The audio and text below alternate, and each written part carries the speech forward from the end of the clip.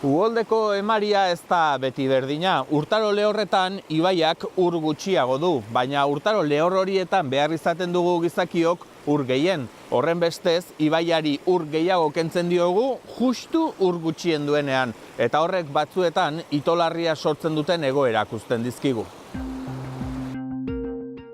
Ibai guztiak ez dira berdinak. Ur emariak aldeak ditu urtaro batetik bertzera, egindako euri zein elur kopuruaren arabera.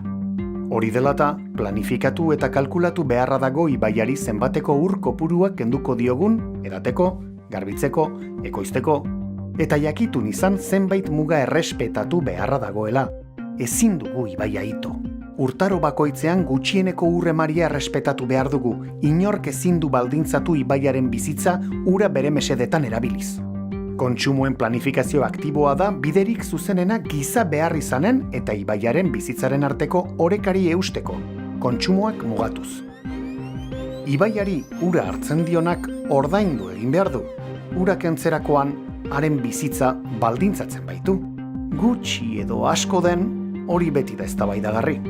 Ur hartze horiek egiteagatik ordaindutako dirua hain zuzen ere, ibaiak lehengoratzen laguntzeko bideratzen da, ur emari ekologikoak babesteko alegia, ibai horrek bizitzari eusteko ezinbesteko duen ur kopurua bermatzeko.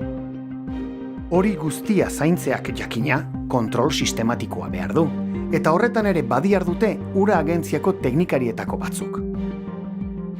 Hona, ibaien itxura aldaketaren adibidea. Udan, eta neguan. Ega ibaia da, kanpezutik gertu.